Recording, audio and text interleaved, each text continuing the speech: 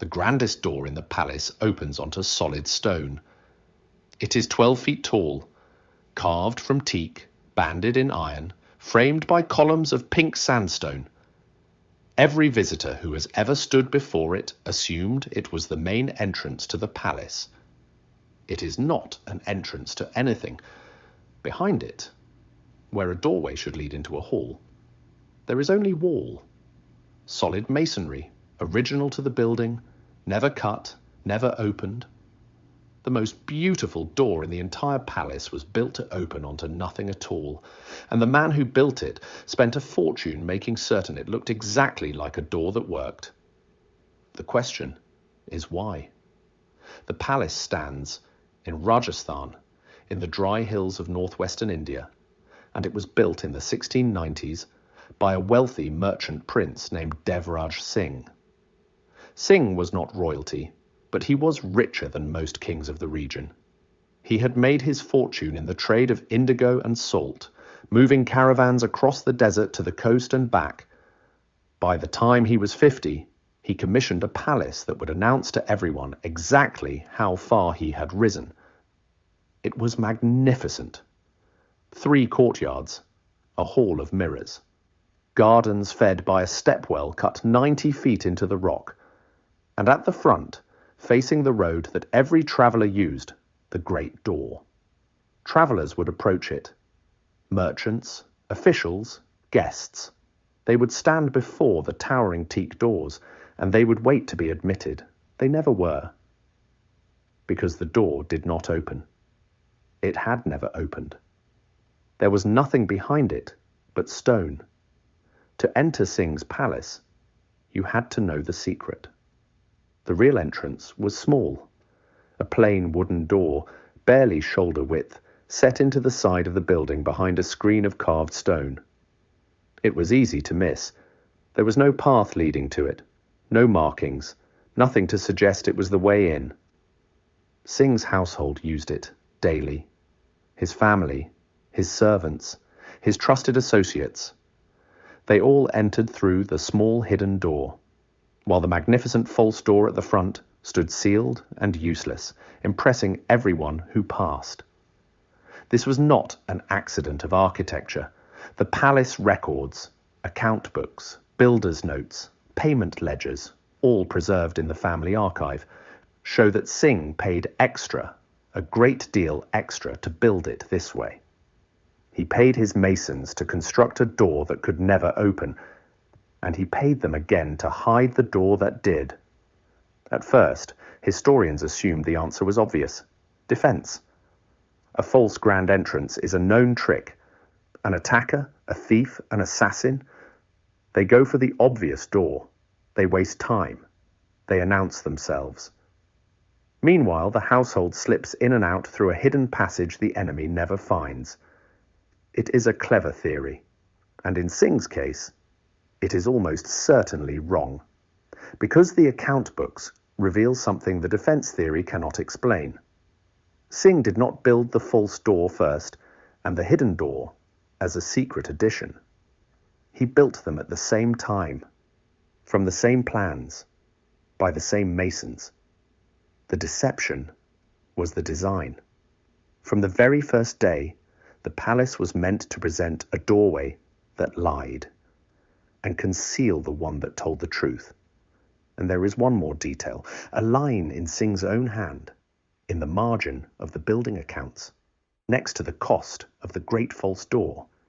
It does not read like the note of a man protecting himself from thieves. It reads, "Let them believe this is the way." The way in is not for them. What did he mean? Not for them. Who was allowed to know the real entrance, and who was meant to stand forever before a door that would never open? In part 2, I am going to show you what researchers found when they finally studied the hidden door closely, and the strange pattern in who Singh allowed to use it and who he did not. Because the false door was only the first deception. The palace was built around a rule. And once you understand the rule, the whole building changes meaning.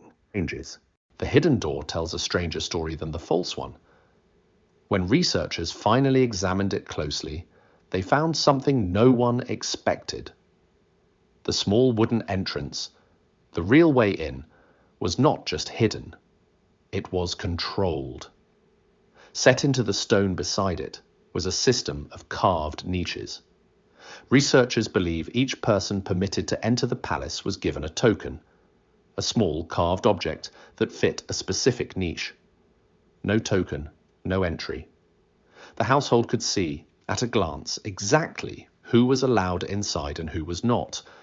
But the strange part is not the system, it is the pattern of who received a token. Singh's family records list the tokens carefully, and the list does not match what you would expect from a rich man's household.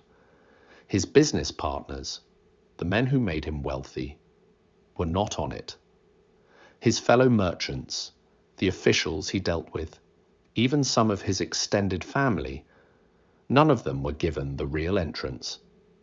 They came to the great false door, waited, and were received in a small outer room that connected to nothing else. They never entered the true palace at all. The people who did receive tokens were different. The list is short.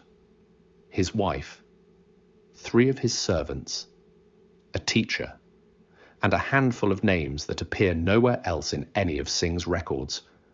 People whose identities have never been traced.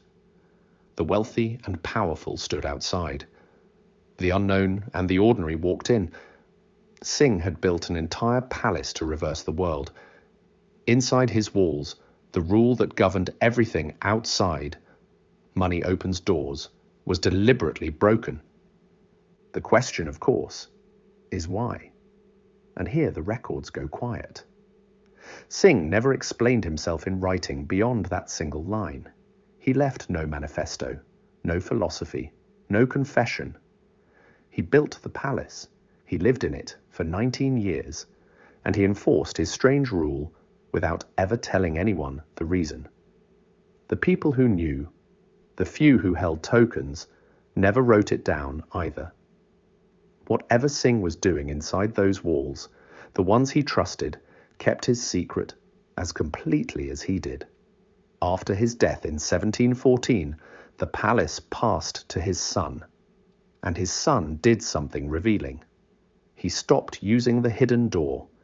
He had the great false door cut open at last, turned it into a real entrance, and sealed the small hidden one forever. He reversed his father's entire design in a single decision. When asked why, he is recorded to have said only this, that his father's rule was his father's, and that he did not intend to live the way his father had lived. So the palace today is the opposite of what Singh built. The great door opens now. Anyone can walk through it. The hidden door is sealed, its token niches worn smooth, the system that controlled them lost.